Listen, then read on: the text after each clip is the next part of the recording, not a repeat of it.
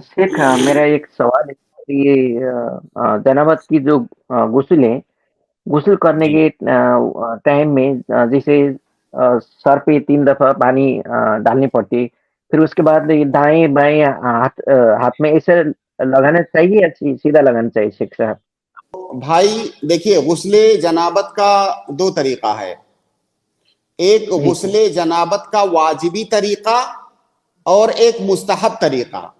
واجبی اور مستحب کے درمیان فرق یہ ہے کہ جو واجب ہے کم سے کم اتنا آپ کو کرنا ہے, اس سے کم میں نہیں ہوگا. اور جو واجبی جو مستحب طریقہ ہے وہ واجب سے تھوڑا زیادہ ہے, اس کو اگر آپ کریں گے تو اس پر آپ کو اجر ملے گا مزید.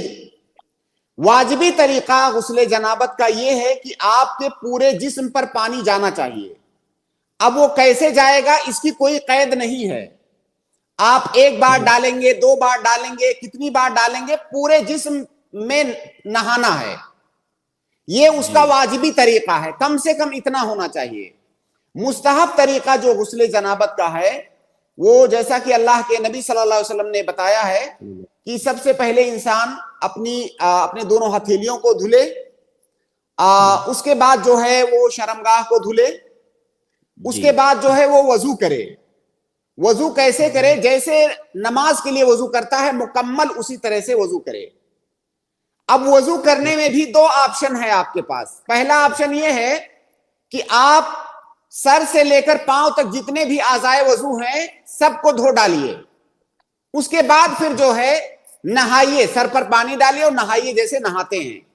دوسرا طریقہ وضو کا یہ ہے کہ تمام اعضائے وضو کو دھو ڈالیے, پاؤں کو چھوڑ دیجئے. دونوں جی پاؤں کو جو دھونا ہے اس کو آپ نے چھوڑ دیا اور نہا لیا. نہانے کے بعد لاسٹ میں جب نہا کر فارغ ہوئے پھر دونوں جی پاؤں کو دھو لیجئے. تو یہ مستحب غسل کا طریقہ ہے غسل جنابت میں. اگر آپ نے واجبی جو طریقہ ہے اس سے کر لیا تب بھی آپ کا غسل ہو گیا. اگر آپ مستحب طریقے سے کر رہے ہیں تو آپ کو مزید اس پر اجر ملے گا انشاءاللہ. اور ظاہر مستحب طریقے پر ہی عمل کرنا چاہیے تاکہ آپ کو یہاں پر زائد اجر ملے اس کا. اور یہ ایک بات اور اضافے کے طور پر آپ یاد رکھیں کہ غسل جنابت میں جو آپ نے وضو کیا ہوا ہے یہ وضو بعد میں نماز کے لیے کافی ہے.